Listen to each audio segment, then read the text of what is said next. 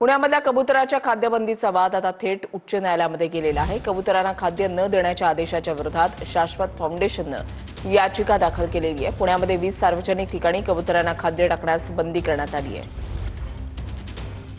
पुणे महानगरपालिकेने पुणे शहरातल्या 20 सार्वजनिक ठिकाणी कबुतरांना उघड्यावरती खाद्यपदार्थ टाकण्यासाठी 2023 मध्ये बंदी घातलेली आहे आणि त्या विरोधामध्ये 500 रुपयाचा दंड जो आहे तो सुद्धा उघड्यावरती खाद्यपदार्थ टाकताना जर आढळला तर महापालिकेकडून आकारला जातो। मात्र या विरोधामध्येच पुण्यातल्या शाश्वत फाउंडेशननं उच्च न्यायालयामध्ये याचिका जी आहे ती दाखल केलेली आहे की महानगरपालिकेने जी बंदी घातलेली आहे त्या विरोधामध्ये याचिका दाखल करण्यात आलेली आहे। आपण पाहतो की पुणे शहरामध्ये जवळपास 20 ठिकाणी नागरिकांकडून उघड्यावरती कबुतरांना खाद्यपदार्थ जे आहे ते टाकले जातात। नदीपात्रातल्या आपण पाहतो की पायऱ्यांवरती ज्या ठिकाणी घाटाचा हा सगळा परिसर आहे जिथे गणपती बाप्पाचं विसर्जन केलं जातं त्या घाट परिसरामध्ये मोठ्या प्रमाणावरती नागरिकांकडून खाद्यपदार्थ जे आहेत ते कबुतरांना खाण्यासाठी टाकले जातात आणि कबूतर जे आहेत त्या परिसरामध्ये मोठ्या प्रमाणावरती वावर जो आहे आपल्याला पाहायला मिळत असतो। आपण वरच्या बाजूला पाहतोय की अशा पद्धतीने ही कबूतर जे आहेत ती या संपूर्ण परिसरामध्ये वावरत असतात, कारण या सगळ्या परिसरामध्ये नागरिकांकडून कबुतरांना खाद्यपदार्थ जे आहेत ते उघड्यावरती टाकले जातात। मात्र कबुतरांच्या विष्ठेपासून फुफ्फुसाचे आजार जे आहेत ते पुणे शहरामध्ये नागरिकांना बळावत आहेत। त्यामुळे पुणे महानगरपालिकेकडून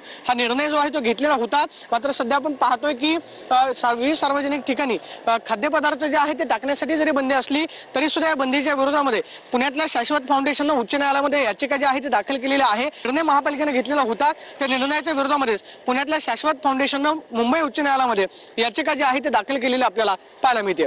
कॅमेरा पर्सन विशाल, रायपूर, प्रदीप कापसे, TV9 मराठी।